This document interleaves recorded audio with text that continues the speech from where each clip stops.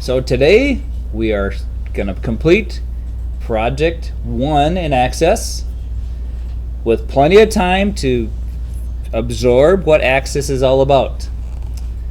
So I'm going to go back, start up Access. I have it pinned to my taskbar. I'm going to go to my previous project. It remembers recent projects. And I see I have one table there, my owners table. I can double click and open and see the data that I've entered into my owners table. I can always jump to design view of my owners table, or go to data sheet view, and I can always jump to my table fields tab and adjust any settings column by column. As I click on a column, I will see the field size set for each column. There's other options I can change from the table fields. I can adjust my name and caption, or the default value, or the data type. I prefer to make those changes in design view because I think it's a little more, I guess, for me it makes it more focused on what the structure of the data is here, rather than not only seeing the data that's there, but then one by one finding what to change over in this extra ribbon. But this does allow you to change the type of data in the column using the datasheet view. But let's go to design view, and we're going to make some changes to this table. Right now we see that in every column we've left the default width, or the default number of characters in the field size, as we call it, is the default 255. But I see in some columns, like state especially, I only need 2 letters for this state. I really only need a field size of 2 for the state. And I also would like to make sure they don't accidentally type 3 letters when they're typing in a state. So I could limit the field size of the state to 2, and it'll make sure that whenever I come to the field state, it doesn't let me type by accident more than 2 characters. I will get this little message: some data may be lost.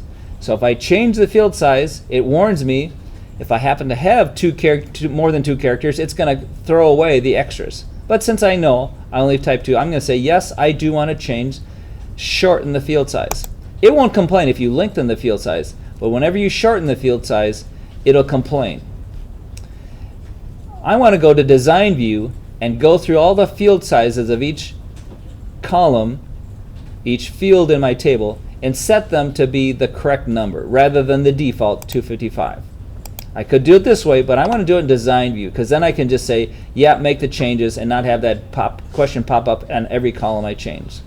So I'm going to change over to design view, and one by one choose the field size for each field as I select them here. So let's choose owner ID, and they've actually given me a little table of what field size we want for each of those. I see for the owner ID, we want to limit the field size to 5 characters. So I go to that field, and I choose 5 characters. Let's see, I'm going to shorten my access here so I can see the table and my design view.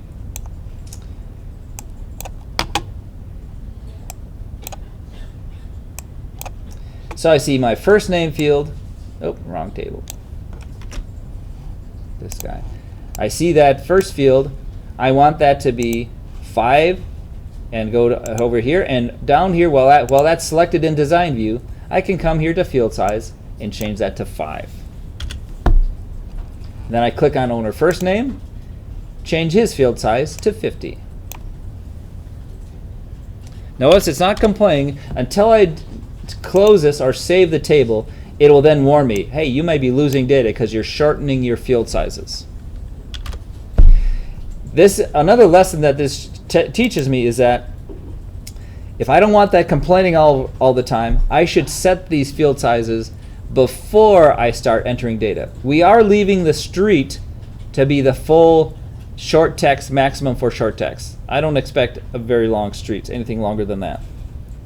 City, we would like to limit that to 50 characters. So one by one, I select the field and adjust its field size. State, we've already limited to 2 using the datasheet view. Poster code, we want to limit it to 9 characters. And this all has to do with not accidentally having more data than necessary. Also, it keeps our database from getting way bigger than it needs to be. If I'm reserving 255 characters and I have 1 million users that I'm keeping track of, I'm wasting a lot of space in my database. Because this field size is kind of saying, reserve that much space for what I'm storing. Home phone, we're going to limit to 25. And mobile phone, we'll limit to 25. In the book, they limit email to 50. I'm going to leave email to be the default maximum, because sometimes emails can get rather long. So I'm leaving at the default 255. And I'm not going to have a huge problem. Perhaps I'm reserving more space than I ever need, but I'd rather have extra space than run out of space and be cutting off emails and not be able to contact my owner. So one by one, I can click on each row, and it shows me the field size down in properties. And once I hit Control S, it will warn me, hey, you've changed the field size. Are you sure about this? Giving you that scary message. Some data may be lost. This is a reminder that sometimes when you're working with databases, there can be things that you cannot undo. So if I'm ever thinking to make major changes, I make a backup copy of my database, just in case I mess up and have to go back to the original. Especially if it's a very important database. Before someone asks you to work on it, or before you hire someone to make changes to your database, ask the question, do we have a backup before they make those major changes? Can we go back if we had to? And sometimes those tech people will look and say, hey, you're smart, and yeah, I guess I should make a backup. They'll know that that you know what questions to ask, and you know that backups are important. So I'm going to say yes. I know there's a backup if it's a huge database, and my boss, I'm going to get fired if I mess up. I'm going to say yes. I know I have a backup. This one, I'm good. And now I can go back full screen on the database, and now continue to see what we have in this database. I'll go back to datasheet view. I haven't changed the data at all, but I know now if I try to increase, say I try to type Colorado, and actually hit double O on Colorado, it won't let me type. It's limiting me to only 2 characters. Postal code, it will let me type some more, but I can only get up to 9 characters before it'll stop. So that is what field size does. It keeps me from entering too much data by accident. If I drop a book on the keyboard, it doesn't go all the way out 255 letters Z's or something. It will limit my space being used. All right, we have an owner's table. Now we're going to create another table. This time we're going to start in design view. I adjusted my column, so it does say, do I want to save changes to the layout? Layout is the column widths. If I ever change the data, it doesn't say, do you want to save the data? It's automatically changed as soon as I navigate away from any row. Closing the owner's table, because Access will complain if things are open when you're doing some other things. So now it's time to create another table. The name of this table is going to be my patients table. So I'm going to create table design. Where's my table design? Right here. I'm going to jump right into table design, creating a new table. And I need to know what my patients are. So I'm going to create a table for my patients. It's going to be called my patients table. And my textbook is not refreshing this page. I'm going to have a patient ID.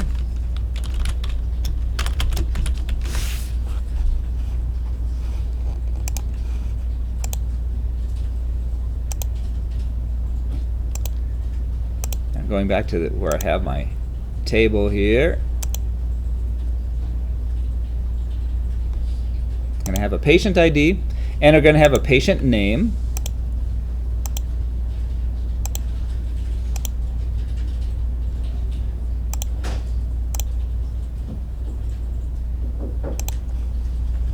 got to get my information here. There we go. So I'm going to have a patient ID, a patient name,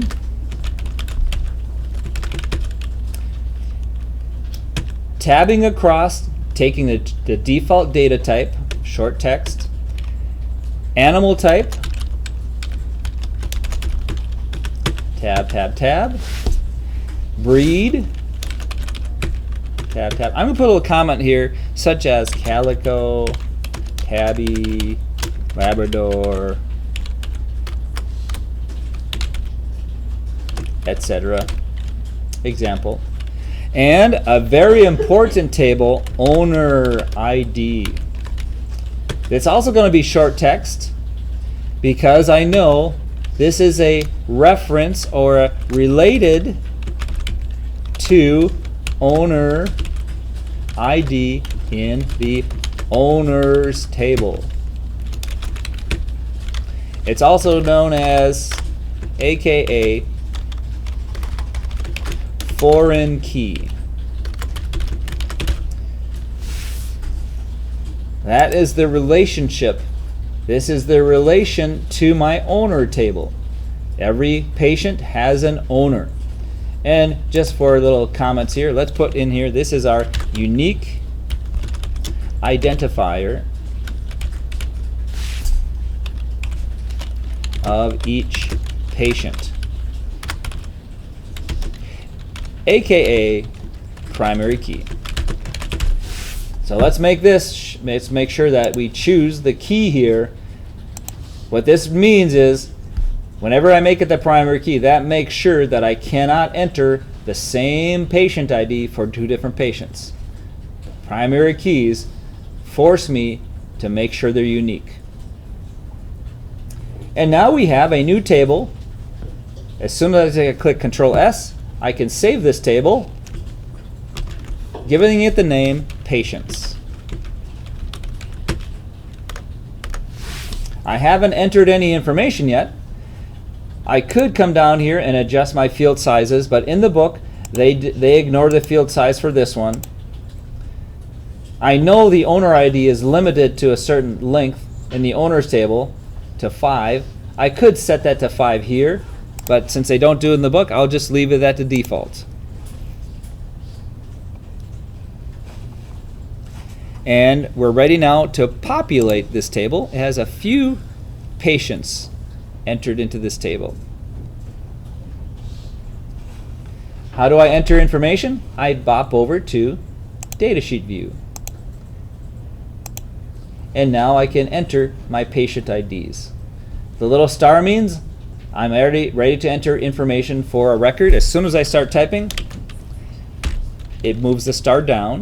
It says, okay, you've started a new record. Tab to the patient name, pause. Animal type of this one is feline. The breed is calico.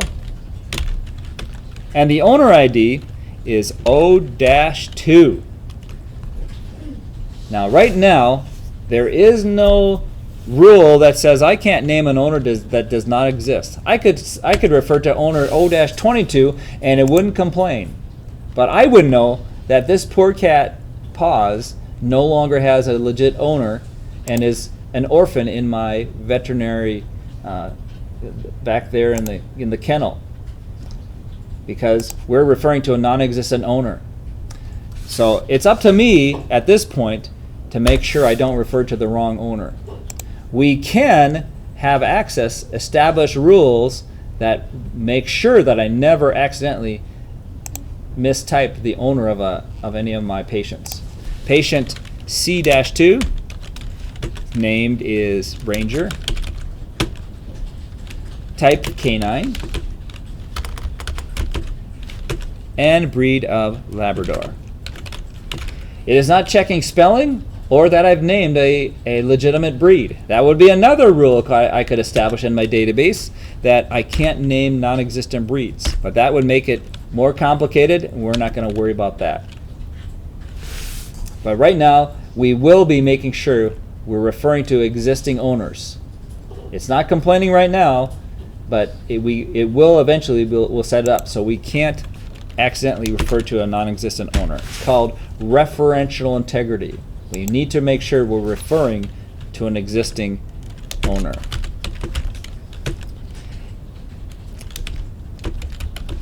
Whenever you go to websites and you sign up for things or search for things, when you find those pull downs of what to search for, that's them making sure you don't type in the wrong thing so they don't have bad data in their database. They limit what you can choose to be legit answers.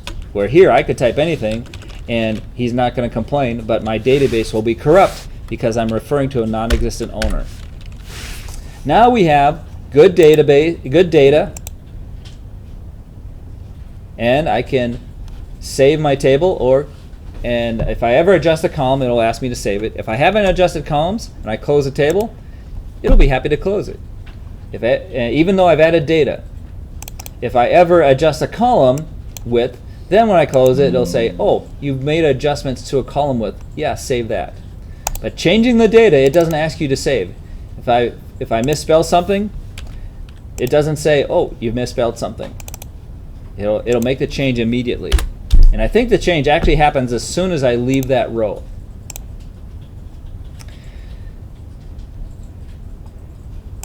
Okay, so now we have our patient table populated. 2 tables related by owner. The patient is related to an owner. Notice the owner doesn't know who are their patients that they have. Only the patients table knows the connection between patients and owners. We have some more tables that we'll need in our veterinary clinic. We need to know the veterinarians that we're working with. We need to make appointments for patients and treatments, and we need a table of treatments. Rather than make you design those 3 tables, we're going to import them from another database that's already been created and populated. And here's how we do it. First, we make sure that we have that extra database to import from. And I'm going to now bring my File Explorer up and browse over to my student data files. Remember that student data files folder that we downloaded and unzipped? We need to go down into there and make sure that the access folder now is all extracted, because our access database that we're going to need to import from is compressed inside of that zipped up folder. So I want to go to the data files, student data files folder, right click on the access intro and extract all. Now once they're extracted, I can browse down into the access intro unzipped folder, and I see there's a module 1 data folder, and inside of there I'm going to be importing tables from this database. Now I don't need to open that database. I can use a tool inside of the one I have open called external data, and I can go pull data in from another database. So first I made sure that I had unzipped the access intro module, then verified that there is a CMF vets extra tables in there. Now I can go back to access and go to the external data tab. External data, new data source, from database, access.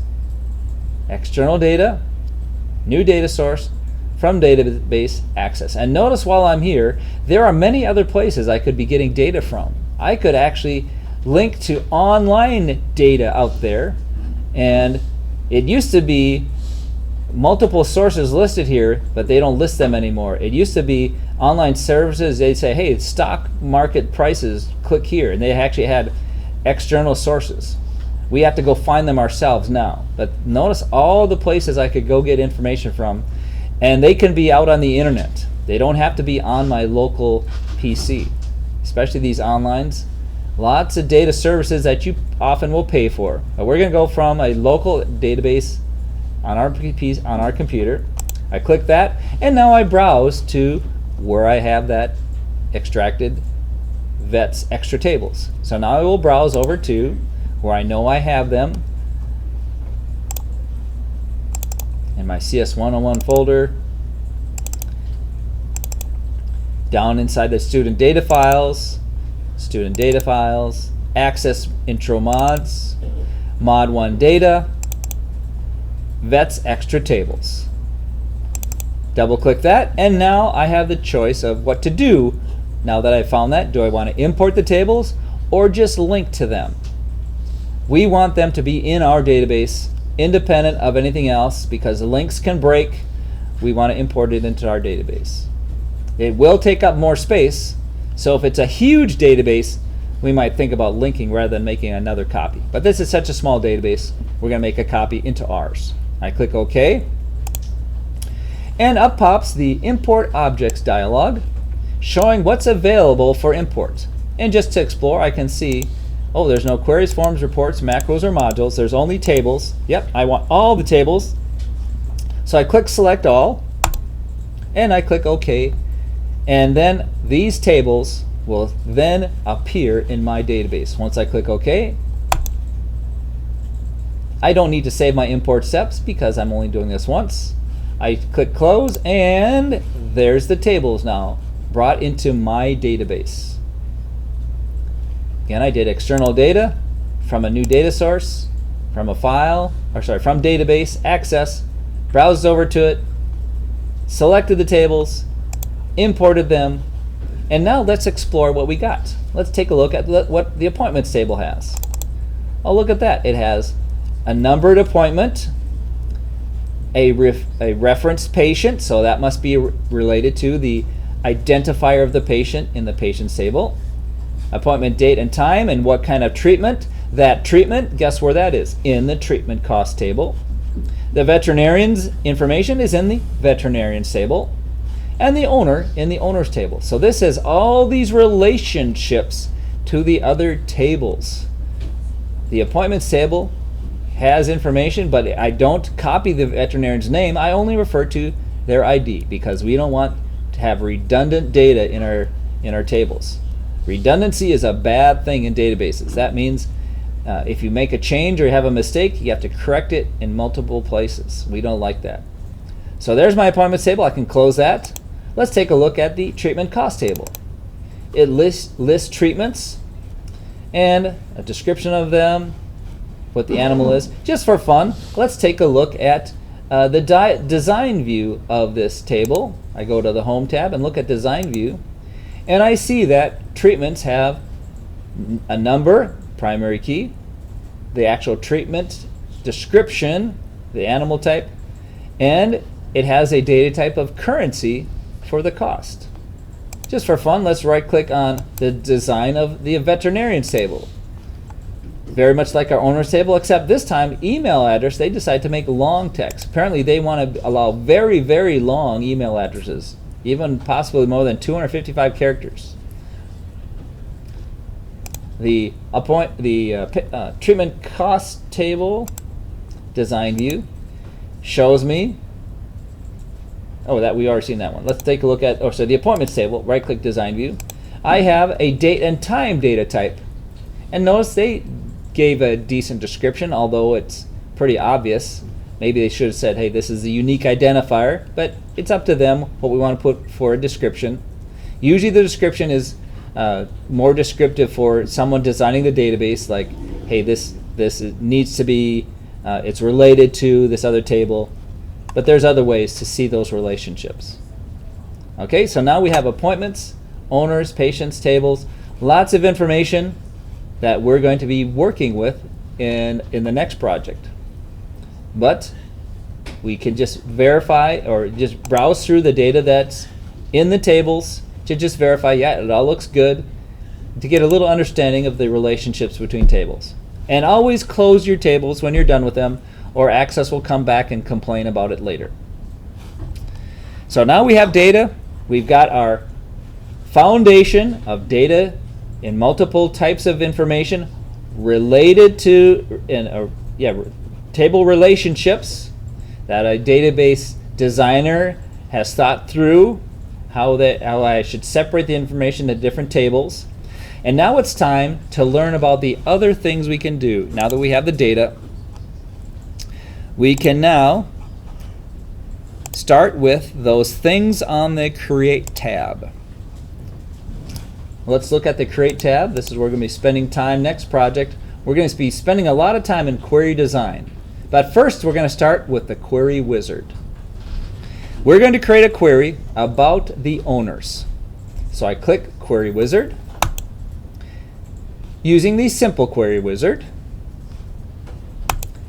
Right now, because appointments happen to be selected when I click the Query Wizard, he has that selected. I'm going to choose the Owners table as my source of information that I'm going to query or select from. And what I want to see out of the Owners table, I don't need to see the owner ID. I need to see the first name. I can click and click the arrow over to make that a selected field, or I can double click and it sends it over to selected fields. And basically I want a address list so I can send a postcard to all my owners of a sale coming up or a special event coming up for their pets.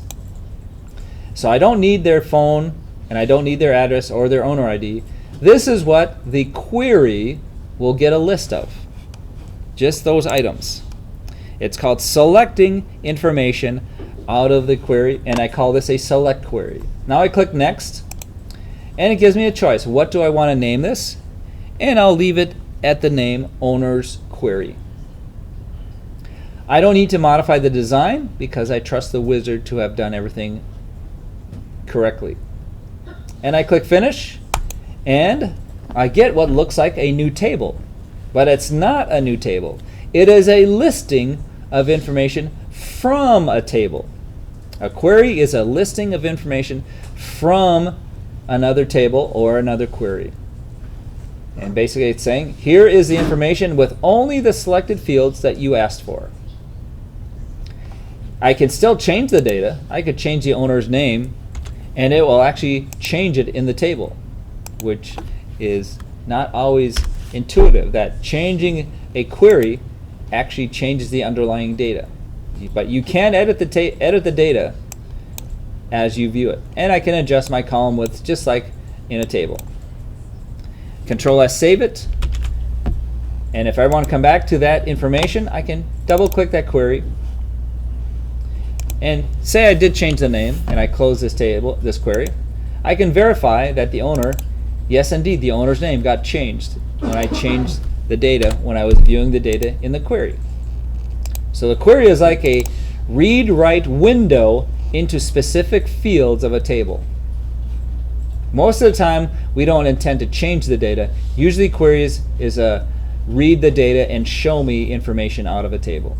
Okay, so that's query. Let's do another one. If I want to query the patients, I can click Query Design or Query Wizard, choose Simple Query, and let's choose, well, since I had it selected, it has the patients table. Let's just see, I only want to see their name and breed. And then click Next, Patients Query, and Finish. There I see just those two columns out of the patients table. So I can click and select just the specific information I need, giving me just kind of a miniature view of that specific table, of specific columns. Next, on the next project, we will be learning that we can actually specify, I only want to see only the cats, only the felines from that table, or only patients whose name begins with the letter P. That's something that queries are powerful for. So I can close that query now and explore the next thing I can do with databases. Underneath the Create tab, we've created tables, we created a query. Now we can create forms. And I think with the forms, in the book, I think they just use the 3-click method. Yeah, they use the 3-click method. This is the easiest way to create a form. I can choose something to create a form on. In the book, they want to select a form, create it on the owners table. So select the owners table, click, if I haven't already, in the Create tab, and click the form. That means don't ask me anything, just create a default form. So owners, create, form, and there I have a form. The 2 or 3 clicks and I have a form. And what do I see here? I have a user-friendly way of viewing the records in my table one row at a time, with a column name listed nicely, and an opportunity for me to actually change the data if I'm actually viewing the form in form view. When you create it, it puts you in layout view, but if I'm viewing the form, I can actually edit the data one record at a time. And in advanced form design, you can limit the user to only be able to change certain things. So for example, we hire somebody for our veterinarian to go in and check the phone numbers and make changes to the phone numbers. I can create a form will let them see everything, but only allow them to change the specific fields, home phone and mobile phone, and maybe email. But they can't accidentally change their address. That would be something that would be perhaps be another activity. But we only want to have them be able to change a few things there. That's what we can do with forms. We can let them view things, but only make, in the design of the form, only make the home phone part editable. And that then would allow us to make a form that we say to our part-time person, your data entry, here's the form to use and check the phone numbers, and we could know that they wouldn't accidentally change owner IDs or their address. And I can navigate through the forms using these little navigation buttons at the bottom. First arrow with a line means go to the first record, next record, next record.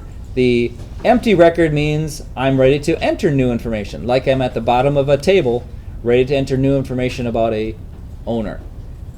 Now the nice thing about forms is I can have a picture associated with my owner that would appear, and I could have their face if they did upload a picture for each owner. For the pets as well, the form would let me see the picture of the pet, verify, yeah, that's the pet, and then view the information about that particular pet.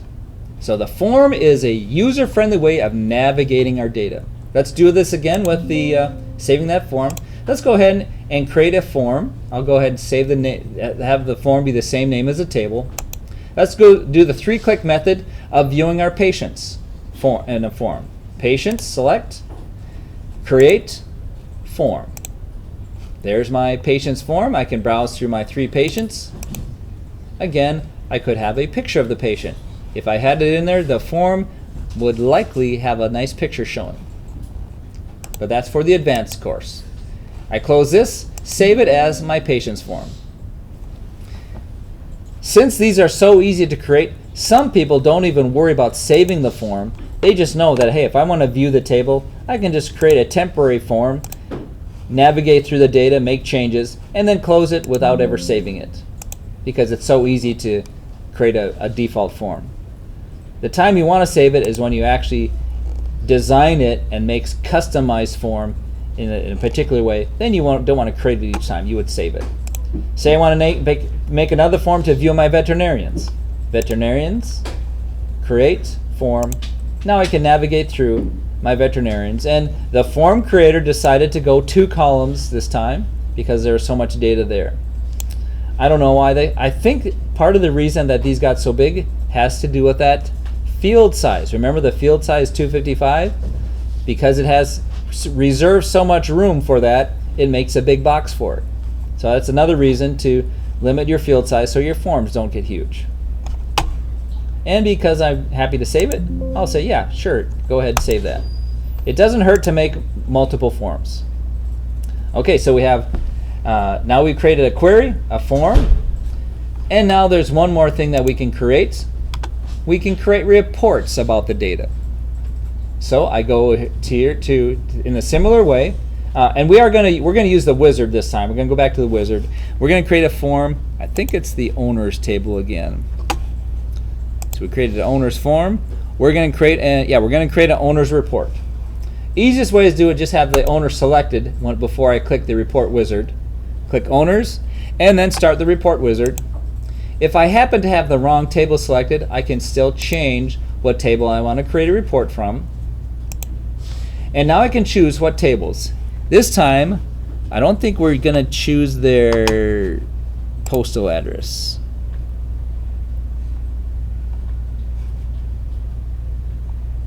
Yeah.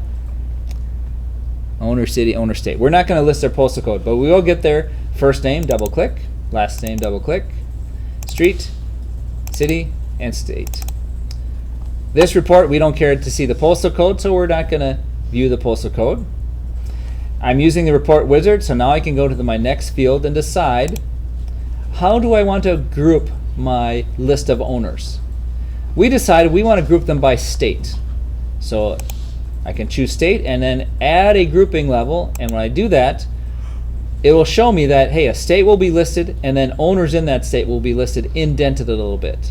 Kind of gives you a hint at what the report's going to look like.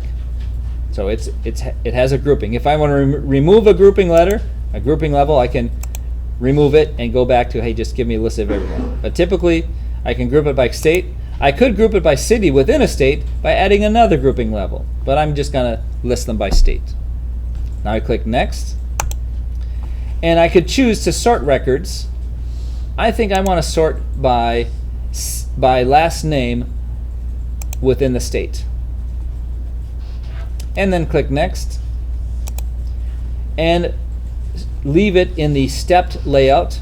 I have multiple layout styles. You can kind of get a preview by selecting them. We're going to go with stepped, and we would like it to fit on one page, so we'll leave this selected. Now let's see what I get. The sorting by last name shouldn't make a difference because I only have two owners, one owner in each state. I click finish, and I get a lovely report, owners grouped by state. Isn't that beautiful? If there happen to be multiple owners in one state, they would have been sorted by last name. But since I don't have multiples in one state, I only get one in each. And there we have creating a report. I could go to print it and then choose to print to a PDF file. But I am in print preview at this point to kind of see what it would look like on the page. I can close print preview and just view my report in report format, print preview, layout view, or design view. You don't have to worry about design view or layout view. It puts you in layout view by default often, but we're going to just know that we can go to the home tab. Usually we just care about the report view. But if I'm thinking, want to know what it might look like on the printer, print preview lets me see how it would fit on a piece of paper, and I could even decide my margins and things there. But then close print preview and go back to what particular view choice. So report view is the user-friendly view of the data. I can't edit it in a report, but I can see a nice view of it, and when I close it, if I ever open it again, it puts me in report view. Home page lets me jump to preview or layout or design. Layout is kind of like a mini design view. Design view, I can fully customize report, but this part is very confusing. This is for the advanced class. You can customize the view of your reports. That 3-click has created a report for you. So let's create a few more just for practice. Let's create a report on in this case, let's do the patients. Patients, click, create. If I want the default report, I don't have to go to the report wizard. I can just say, oh, give them a report, and it gives me a decent looking report, but notice how it's spread across multiple pages. I am in layout view. I can adjust my column still. Sometimes it's handy to know. I can select a column and then adjust its width if I want to make this fit on one page. So you can play around with editing a report once you've created one, and this one is a little painful. I need to adjust the width of that thing up there in order to have it fit on one page, and I'm not sure it'll let me adjust that except in design view. I thought I could adjust that. Let me see if I choose the other end of it. Will it let me adjust that width?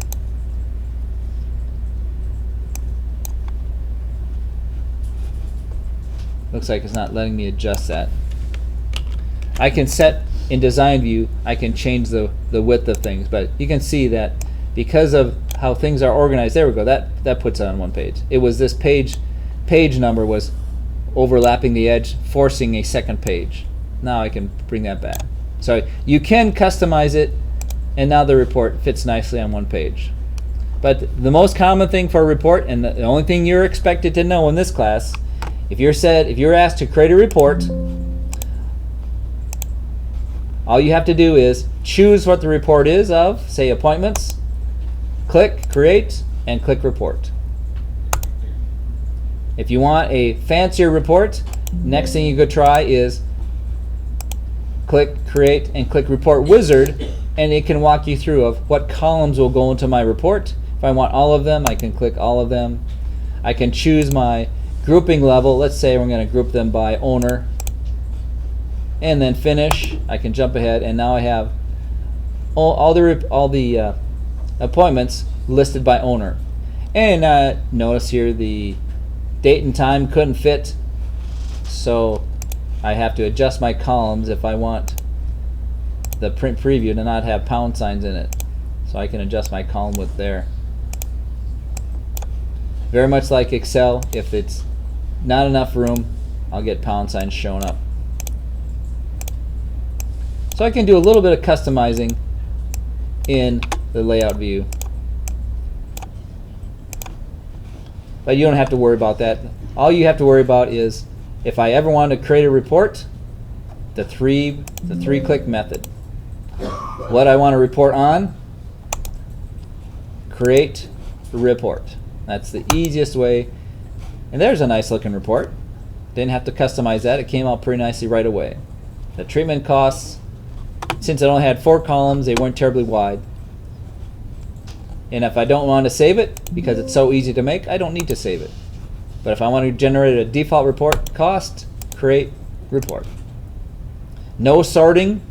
I probably would sort them by treatment number, but right now, or I could sort them by the amount of cost. That's something I could choose in the report wizard. And just for a little extra here, I can even create a report on the result of a query. Remember the query? I can say, hey, give them a report of what the query shows. It'll give them a report of just the owner's address, city, state, and zip code, and not their owner ID, because the report came from the information acquired or selected by the query. So at this point, we have tables full of data. Some we have imported, some we have populated, designed and populated ourselves. This one was imported. We'll be using it. Remember the reference here in the appointments table. This is a very critical reference. Anytime I'm referring to a patient, it better be an existing patient. Same with treatment numbers and veterinarians and owners. We're going to make sure, once we're done, that we establish this relationship of referential integrity. That's something that Access will allow us to do. But now we have our tables populated. We're ready to spend on the next project creating queries on the data. So right now, the Access Project 1 is complete, has the information, has some demo table queries, forms, and reports, just so you know how Access can be used.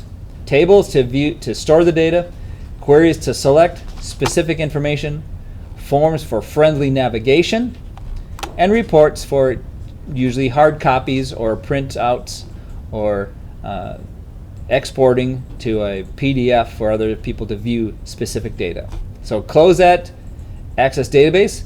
Be sure it's closed, because you don't want to accidentally, when you're going to upload the wrong table. If you don't have it closed, an extra little file shows up with a little lock on it that accidentally gets uploaded sometimes.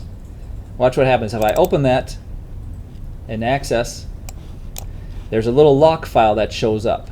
That's the way Access keeps track of whether somebody's using that database right now. So safest to close Access and not accidentally think that lock file is something I should be uploading.